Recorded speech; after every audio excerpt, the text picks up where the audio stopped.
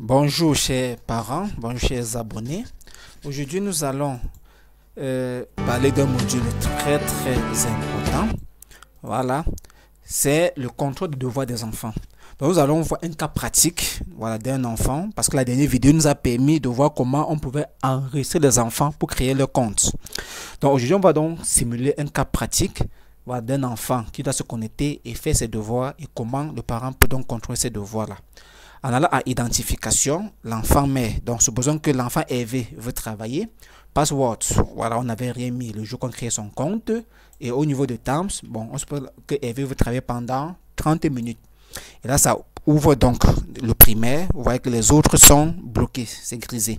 En entrant donc dans primaire, on a donc plusieurs modules qui sont là, mathématiques, SEP et concours, jeux éducatifs, les devoirs, français, anglais, culture générale, éthique.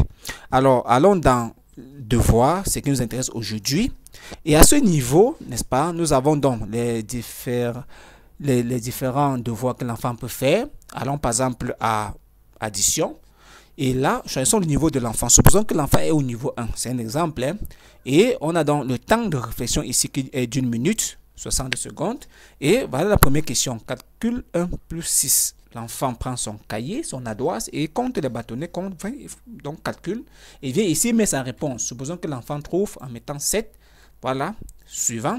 21 plus 0. Voilà, on suppose que l'enfant rate. Bon, souvent, il confond 0 à 1. Donc, on suppose que l'enfant met plutôt 22. Voilà. Maintenant, le jour où vous avez le temps, n'est-ce pas, de contrôler le devoir de l'enfant, soit le répétiteur ou bien un aîné, voilà. Alors, on va à contrôle des devoirs et ici, on a donc les différentes sections. On va au primaire. Directement ici, on a cette page qui s'ouvre, une page très importante. Et on va voir, n'est-ce pas, cas par cas, les différents éléments de cette page. Déjà ici, on a pourcentage de réussite qui est de 5 sur 10. Ça, c'est le pourcentage de réussite de tous les enfants qui sont au primaire. Ici en bas, on a le travail des enfants. Tout ce que les enfants font comme devoir s'enregistre à ce niveau. Ici, on a NEM qui permet de choisir le nom de l'enfant. Voilà, qu'on veut donc contrôler le devoir. On a les différents enfants, Serge, Junior, Jean et Hervé. Supposons qu'on veut contrôler le travail de Hervé. En prenant donc Hervé, voilà, le travail de Hervé s'affiche, ainsi que sa moyenne ici. Maintenant, le parent ou le contrôleur du devoir vous voit uniquement ce que l'enfant a raté. Parce que pour un contrôleur, ce qui l'intéresse le plus, c'est là où l'enfant a raté. En prenant par exemple ici à appréciation, on a trouvé et raté. En prenant trouver, si on prend trouver, ça met seulement ce que l'enfant a trouvé. Voilà, qui est là. Et en prenant raté, ça met seulement ce que l'enfant a raté. Ok. Et en cliquant sur un élément, ça donne, n'est-ce pas, certaines informations capitales. Par exemple, l'énoncé qui a été posé ce jour-là, la question, ce que l'enfant a dit, donc la réponse de l'enfant et ce qu'il fallait dire. Et ici à côté, il y a un élément très important qui est le temps. Le temps mis, donc le temps que l'enfant a mis pour répondre. Donc ici, on voit que l'enfant a mis 7 secondes pour répondre, n'est-ce pas, à cette question. Voilà. Et par là, n'est-ce pas, le contrôleur peut donc comprendre que peut-être c'est la rapidité parce que l'enfant était rapide. Là, ça permet de donner des conseils à l'enfant.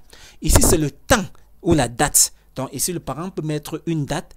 Voilà, parce que souvent le parent peut faire 3 jours ou 4 jours au travail, dehors, peut-être dans les voyages d'affaires. Alors le jour qu'il rentre, voilà, ou bien il peut être à la maison, il peut être là constamment, mais il n'a pas le temps vraiment de contrôler le travail des enfants. Donc le jour où le parent est disponible, ou bien le contrôleur, ou bien un répétiteur, alors en mettant une date ici, en prenant d'abord le nom d'un enfant, et en mettant une date, ça permet de voir ce que l'enfant a fait ce jour, même l'heure. Ok.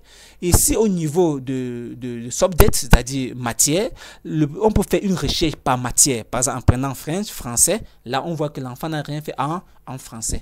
Ok. Voilà. Et même au niveau du niveau, voilà. Prenons le niveau 2, voilà. On voit qu'aucun enfant du niveau 2 n'a encore travaillé. Voilà, voilà, c'est le niveau 1 qui a déjà travaillé. Et même au niveau des leçons, donc c'est-à-dire au niveau de l'addition, soustraction, on peut faire la recherche même par leçon. Donc, avec ça, vraiment, s'il nous permet donc de suivre particulièrement les enfants de façon efficace et objective. Voilà donc, chers parents, comment vous pouvez donc suivre vos enfants à la maison d'une façon efficace, d'une façon particulière. Merci et à la prochaine.